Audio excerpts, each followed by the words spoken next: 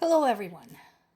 The latest message by Ukraine's President Zelensky to Ukrainian people is familiar to all my Hamilton fans out there. Outrun, outlast, hit 'em quick, get out fast. Don't engage, strike by night. Make it impossible to justify the cost of the fight. No, I am not saying Zelensky and Washington are alike. You all know I am actually not a huge fan of Zelensky. However, in this case, I can see how he would echo this sentiment. The complication here, of course, is the attitude among the Russian people themselves. Because there are some radical Putin supporters out there who are saying continuously, constantly, we don't care if we starve to death. We will eat shit for Putin. Just today, somebody who used to be a very close family friend who lives in Moscow had severed all ties with my parents because she had admitted to being a supporter of the so-called Russian world, which is basically a radical school of thought among Russian people that Russia is superior to all other countries. Where have we heard that before? And that if spreading Russian language and Russian culture through the world requires violence, then so be it. And this is not just anyone. This is a person with a college degree, somebody who taught Russian as a foreign language in Afghanistan. She had seen what Soviet Union dominance meant. Nevertheless, this is how she is. And she's not alone in this.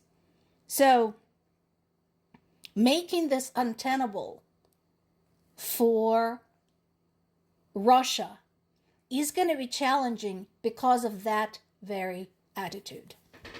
Meanwhile, the war continues. There have been more strikes against Kyiv. There were explosions heard and reported throughout the region with a ballistic missile threat in effect. Now, once again, during these latest attacks, including those against Western Ukraine, there continues to be a problem with air defense.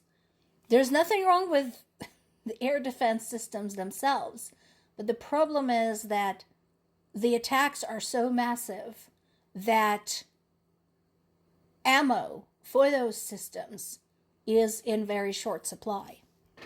And we talked about this in the past. An air defense system without ammo is just a very expensive doorstop. So the energy system remains strained. There continue to be blackouts and rolling brownouts across the country. People in Kyiv receive 1.5 to 2 hour stretches of power per day for several days. And again, this is during one of the worst winters that Ukraine had seen in the last 20 years. And once again, I want to ask you, what does this serve? Politically, what does this serve? How is Russia hoping to endear Ukrainian people to themselves by doing this kind of shit to them? And there is more. There is always more. While Ukraine had denied the involvement in attempted assassination of General Alexeyev, I think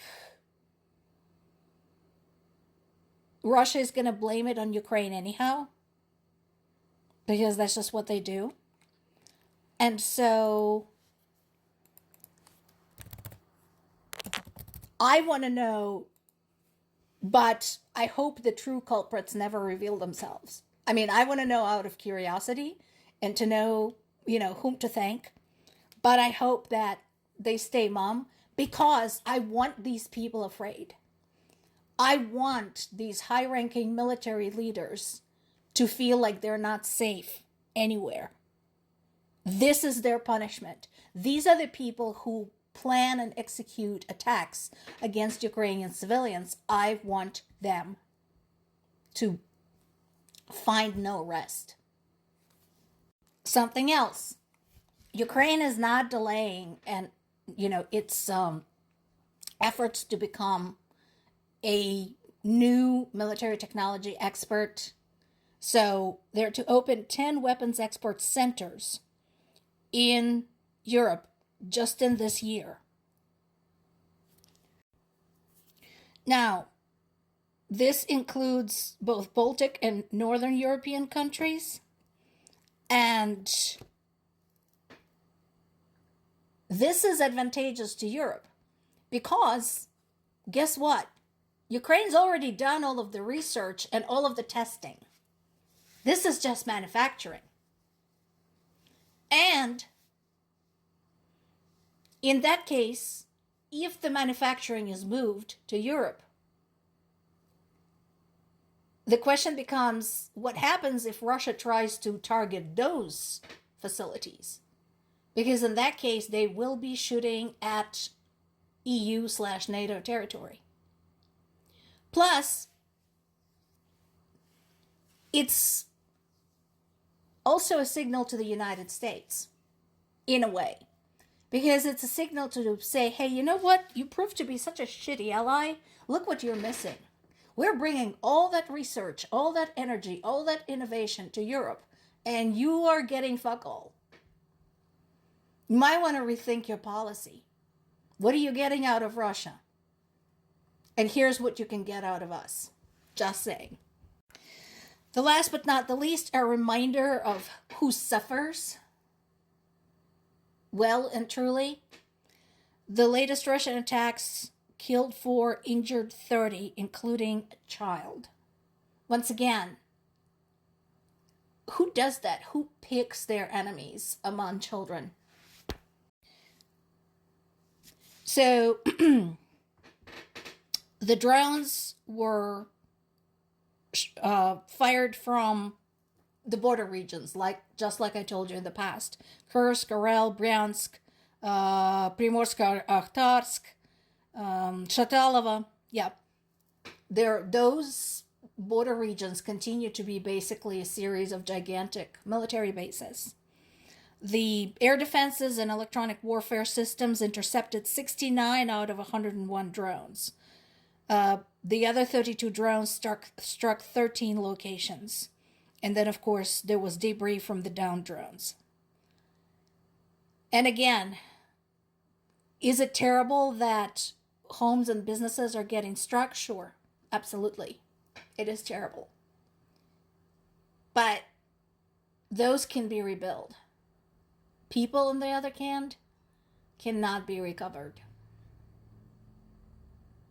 And again,